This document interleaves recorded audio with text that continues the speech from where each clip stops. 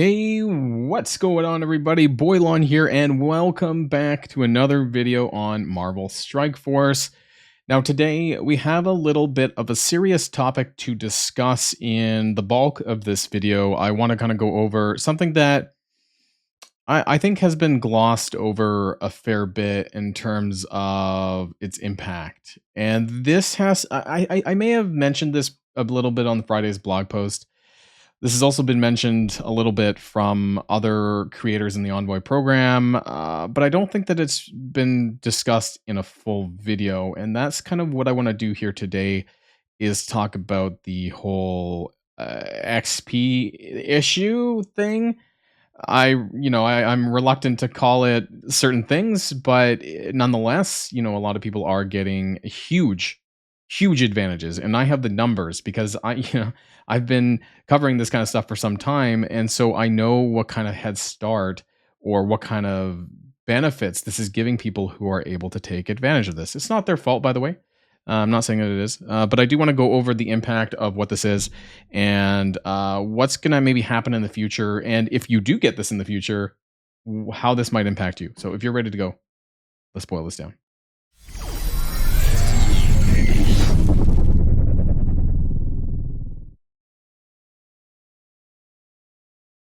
Now, before we get started with that, though, I do want to kind of remind people once again, because Black Knight is online. Black Knight's event is online right now. About the Hell and Back Out of Time showcase. Specifically, if you really want to get some crazy amount of drops, I've mentioned this in other videos and other times, and I know this might not come to a surprise to some people, but honestly, they forget the degree of drops that you get from this. If you farm these catalyst nodes, I guarantee you're going to walk away with a crap ton of stuff. The drop rates are so good. They actually seem to be improving because they used to be like six catalysts per drop, and now it's 8. So it's even better than it was before. So every time these things come around, you got to farm this, because I don't know about you all, but it sounds like a lot, but it's really not. Like, I got like 2,700 damage catalysts. I have, for whatever reason, a lot more focused ones, and then it's normally health that's really suffering. So right now I'm suffering in health and damage. It says suffering, but it goes really fast, trust me. And so I go like this, and I'm going to farm this, and you're going to get drops of 8. And through like a single day of farming 100 energy on this, you can walk away with at least 40 catalysts of each of them. Honestly, it's a lot. And so there's those 2 nodes in story mode there. And once you unlock Black Knight, there is actually an additional one that I personally recommend for more health, because you'll never have enough health. Teal Catalyst is this one once you unlock Black Knight, challenge 1-1. The other ones have Origin Gear pieces if you really need it. The drop rates are actually pretty good. But when it comes to the higher up ones, which normally you would end up farming like G16s and 17s, things like that, maybe on the drops, it's not as good. So certain nodes are better for the drop rates than others, but always pivot to at least the Origin Gear pieces and the Catalyst. Always stack up on Catalyst, because no matter when a new character drops, you're always going to need them. Trust me. I'm doing okay on the augmented basic catalyst parts, but as far as the actual stat catalyst, always a crunch, in my opinion, on at least health, sometimes focus, and right now I seem to have a little bit of an issue with damage, but maybe I've been upgrading different characters. So what am I talking about? I want to talk about this blog post that went up last night. It's called The Commander's Journey, Upcoming Changes. Now, the TLDR version of this is that they're planning on making some changes and adjustments to the new player experience. We've discussed the new player experience quite a bit and how it was lacking, and they've mentioned how they've made some changes with regards to this, such as the legendary character adjustments that they made for most of the characters, and they're going to continue to do that as well. They added some changes to the character requirements for the Scourges. They haven't done yet for the Trials. They mentioned it here, but realistically it was the Scourges. They did bring back the Trials, and they're doing that more permanently every 2 weeks, so that's probably what they mean, but they didn't change the requirements really for that. So that's there too. They're going to be changing where you farm some characters, I guess. I don't really know the details on this, but the information is there. So if you're farming someone out of a node, I think maybe they're suggesting that it's either going to move to a different node or it's going to go into the store, possibly. Or I hope store characters aren't being moved out of the store into the node. That would be dumb. They're also basically removing minions. And I wanted to just touch on this really quickly before we go back up. That they're removing minions from premium and basic orbs and almost everywhere. Like, you can find them in stores, but they're basically making minions obsolete. there's no point in upgrading them anymore, and it only serves to like pad your TCP, which is pretty pointless. So I wouldn't even bother with any of them at this point. But wait and if you're thinking about opening premium orbs, I would wait until Out of Time is actually in the bumps, but I would definitely wait until minions are out of the orbs as well. Legendary event changes, they're making it a little bit easier to get Adam Warlock, Omega Red, and Ebony Maw. Really good about Omega Red because he's still quite viable. Adam Warlock, obviously part of Infinity Watch, and that's kind of important too. I think Omega Red's probably the most important there. But hopefully it makes it a lot easier as far as the star requirements unlock go and the characters may be involved, because Adam Warlock requires X Factor Jubilee, and Omega Red is Secret Avengers, Winter Soldier, and Nick Fury, which Secret Avengers is Cap Sam, Maria Hill, and Sharon Carter. Most of those who are not used anymore. So hopefully they widen that out a little bit. Ebony Maw is Inhumans. Nobody uses Inhumans right now. But Black Order's pretty garbage, so I wouldn't really concern yourself too much about that. So don't be worried about that. When are the changes coming? We aim to get them in the player's hand before the next major version update. Now, I don't know if that's if they're talking about the Cabal patch, because that should be pretty soon. That would probably be in a couple of weeks, honestly. If it's the one after that, which should be for I don't know, it'd be like 2 months from now, basically. So I'm hoping they're referencing the Cabal Mephisto patch that should be coming in a couple of weeks' time, or even sooner, that we're going to be getting. Now, one thing that they didn't really mention though is this issue, right? It's the issue with the XP and the player boosted accounts. That's what I want to talk about for basically the rest of the video here, because I think it's so important. And I really hope, and maybe you've seen this already in some of the videos from other creators, but I really want to dedicate the rest of this video on that and why it has such an insane impact, more than you would think. But obviously, it's not going to necessarily impact players like me and others like me at the top. In the top 4%, 5% of the player base. It basically impacts everyone else. It impacts people who are still leveling up, but people who are within that sort of level 50 to level 95 kind of bracket right now, because it's going to make a huge difference in terms of how fast they get there. Now, you might have seen things like this, right?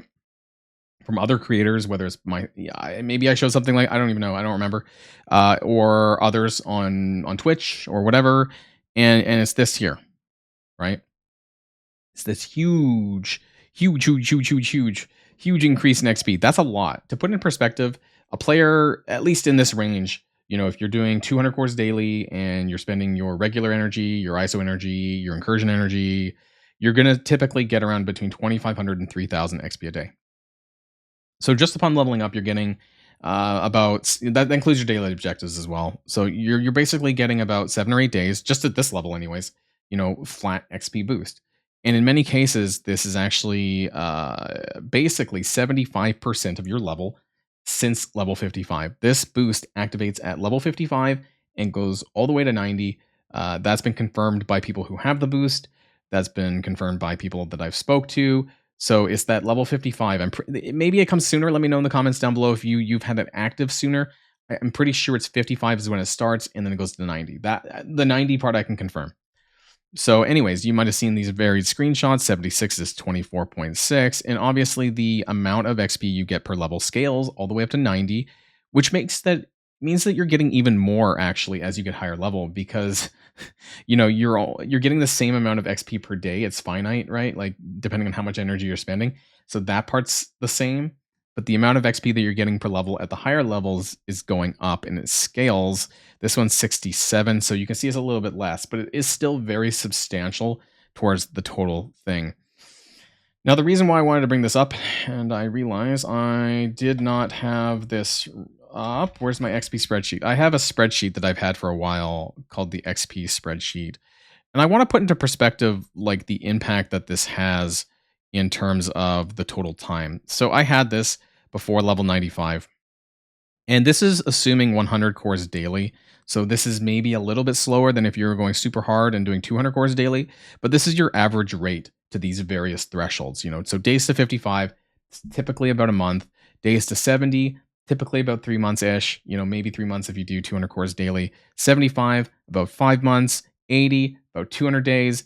85, 270 days. And 90, where the boost stops, to about 327 days. Now, again, 200 cores daily might get you down to 300 days, but realistically, that's still 10 months. right? At the end of the day, and that's APOC. That's when you can start to get to APOC. We have the different DD thresholds: DD3, 4, 5, APOC, DD6, DD7. So all of this means is that the DD6 and 7 part. This is a bit of an approximation based on what I know. And so the total time without boosts to get to level 100 is going to be about, I think that's about 15, 16 months. Again, faster if you're doing 200 cores daily every single day. Not everyone's able to do that. The reason why I did 100 is because not everyone's rocking top in the arena, right? That you can actually do that every day. A lot of people do 200 cores daily now. Anyways, it doesn't really matter. So let's take this number from 55 to 90, which I already did down here because that's when the boost starts and when the boost ends. And how much time is that at 100 cores daily? It's about 292 days. I have it down here because I kind of did it before the video. So it's 292 days, the difference between these. And I want to show you, where's this picture? This one. So this is a photo of a follower of mine who sent this to me after hitting level 67. I think I already showed the 67 picture. But anyways, the boost of XP that he got from getting to 67, this looks to be about like 75, 80% of the bar. Like it's a lot, right? So this is happening every single level. When you level up, you're getting about that much. They must have done a formula behind the scenes over at Boundless. They kind of did a percentage calculation, right? Like you're going to get 75 or 80%, whatever the number is, towards your next level. And so if we go back to this, it's 292 days at 100 cores daily to get between 55 and 90. And so what I did was I took that number and I took it at 80%. So what happens if you're 80% boosted every single level? How many days is it going to take you? 58 days to then get the rest of the way to 90. That is just absolutely insane, right? So we're going from 290 days to 58 days. Subtract the 2, it's about 233 days that you can see over here, divided by 30 days for, I don't know, for a month. How many months is that? That's like, 7 3/4 of a month that you shaved off to get to level 90. Let that sink in. That is crazy. That is just, there's no other way to say it other than insanity, right? Because this game did take a long time to level up free to play. The thing is and this is where I'm going to get to my opinions on this, is that it's a good thing. The whole thing is good. If we can shave off that much time to get to level 90, that is great because it means that more players can engage with the game, and that's broadly a good thing. What's not a good thing is how it rolled out. What's not a good thing is we don't know how many accounts are involved in this A/B testing boost. And I guess that's where I have the problem because, some were saying from other people in their baby alliances that it's like, I don't know, in the realm of 20 to 30%. But I mean, that's not good numbers because that's just based on one alliance. I don't have the broad picture, right? So is it 20 to 30% of accounts of like 5,000 accounts? That could be a lot of accounts, right? Or is it just 100, 200 accounts that were just picked seemingly at random? These are things that I don't know and I can't answer. So the overall impact, to me at least, is not known. I think that, there's been a bit of a muzzle order in place in regards to talking about this. You're not seeing a lot of conversation about this within the Envoy content creators. I think there's a reason for that. I think that they've basically been told not to say too much because otherwise they'll get in trouble. There's been some brief discussion for a couple of minutes on a video with regards to it, but not a full-fledged video that needs to be addressed. And I think that's where it is. That's important. And finally, I kind of want to touch on this screenshot. This was a support ticket from like about a week ago, and I'm going to zoom in a little bit. And this was we'll read the actually like what it's. I hate this. We'll read what was actually sent to support and then the reply. So MSF player booster experience issue. There have been several players with new accounts getting a large and significant amount of experience rewarded each time they reach a new level. I am not one of these players. This leads to an unfair and left behind mechanic as they are able to level their account much faster than the average player. With this game being level gated and such, it leads to a big disparity in what I can earn, farm, participate in events such as spending incursion energy, staying up in arena while earning cores, which is a large component of this game's currency. Arena is a huge thing, right? So just being able to have like whatever character at like level 90 versus someone who's like level 60, right? It's just huge. A huge advantage there over the long term. I'm not sure why this is being done, but it should have been done to all accounts and not just some. Please correct this issue, and players who have not been receiving the boosted experience should get the experience given to them so that they are able to level up those around them who have spent the same amount of days in the game. There's a whole myriad of issues that I have with this, and we're going to talk about this afterwards. This is their reply. Thanks for writing in, Eric. This is Charlene, and I can understand your disappointment. I know that this may not be the ideal experience that you had in the game, and no worries, I'll share your feedback and sentiments with the team about this. We appreciate and value your input as we consider the possible improvements that can be made to the game based on player feedback. They don't deny that it's happening.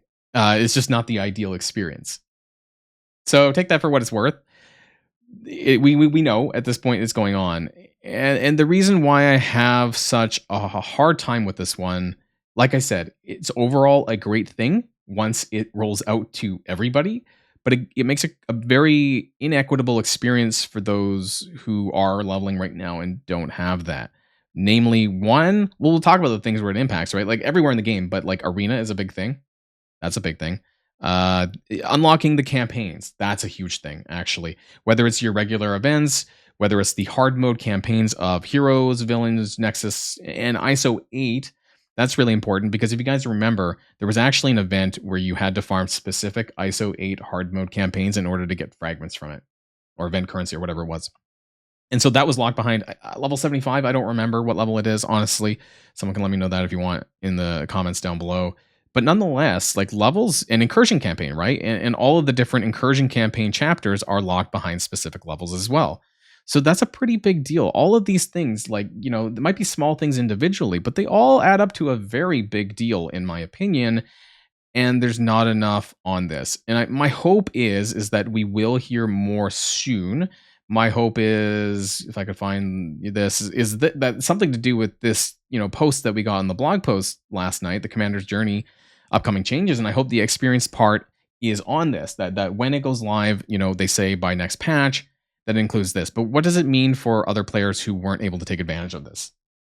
At this point in time, it seems like there's going to be no compensation coming for those players. And frankly, I don't know what they could do. Right? Are they just going to throw a bunch of free XP at people? How do they compensate for this? How do they make up the difference? It's like, if you saw the photos, like it was an insane amount of XP. 80% of every single level is being attributed to their account between levels 55 and 90. I'm going to say it again, but just that 35 levels is a huge amount of time difference, right? It was 7 to 8 months of time that was shaved off of your account leveling process. And it's more than a feel bad moment for those people. I'm not sure where to go from here, though. You could call into your local MSFPV Discord. Maybe they know more about it than even the envoys might because they have a direct hand in with the developers. That might be worth having a conversation with them with if you're concerned about that. Or I would write in a support ticket as well so that we can get this maybe a bit escalated a little bit more. If more people who are concerned about it write into support, then it might become a bigger issue. And that's really what I came here to do and talk about today, was just make this more known for those who are unaware of it. And I hope that I open some people's eyes about it. And if you're basically still in the leveling process pre-95, I think you should be concerned about this because it makes it a huge inequitable experience for a lot of players in this game. And, it sucks because what about the spending part? And I just want to end there. Like, what about if you spent money and you were not a boosted account, right? You spent money on perhaps trying to level up, whether it was a time heist or energy offers or whatever, right? And those people who got it for free didn't have to do anything. That's my biggest problem, especially in a mobile game where money spending is a thing. And that's my biggest concern. And I feel bad for anyone who, maybe, wasn't a boosted account and did spend a lot of money on this game because they just kind of wasted it when other people got it for free. That's all. That's the end of my video. Let me know what your thoughts are in the comments down below. And of course, until next time, stay safe and healthy. And I'll see you all later. Boilon signing out.